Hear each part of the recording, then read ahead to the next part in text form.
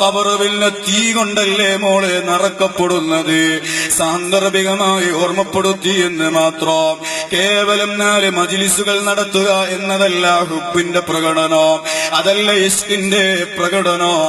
മറിച്ചോ അത് നമ്മുടെ ജീവിതം കൊണ്ട് കാണിക്കേണ്ടതാണ്.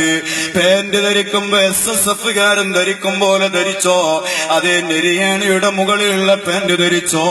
നല്ല SSFന്റെയും SYSന്റെയും പ്രവർത്തകന്മാർ ആലിമീങ്ങൾ പറഞ്ഞതനുസരിച്ച് ജീവിക്കുന്നത് പോലെ ജീവിച്ചോ.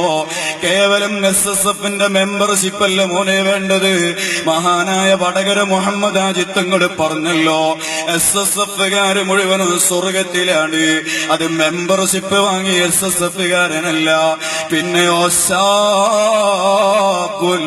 ലശഅ ഫീ ത്വാഅത്തില്ലാഹ്,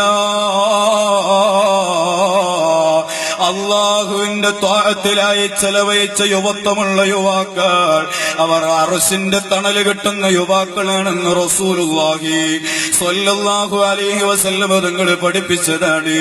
അങ്ങനെയുള്ള യുവാക്കളായ SSFകാർ, അങ്ങനെയുള്ള SYSകാർ, അവര് സ്വർഗത്തിലാണ്.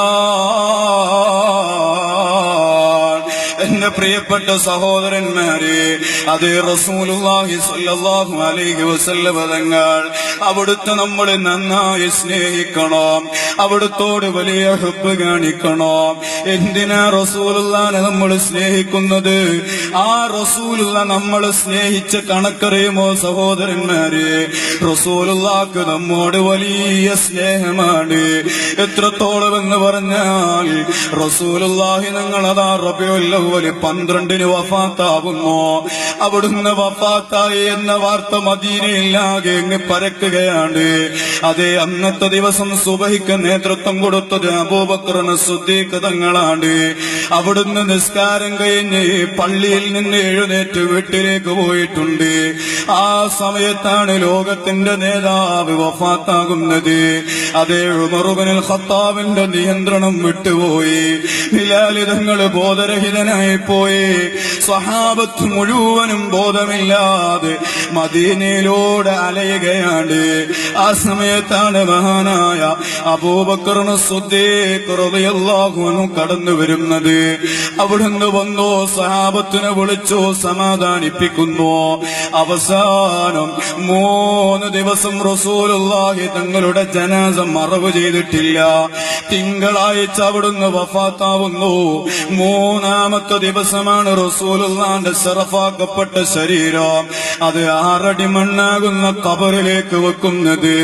സുബ്ഹാനല്ലാഹ്, റസൂലുള്ളാഹിന്റെ ശരീരം ഖബറിലേക്ക് വെക്കാൻ നോക്കുമ്പോ സ്വഹാബത്തിന് ധൈര്യം വരുന്നില്ല.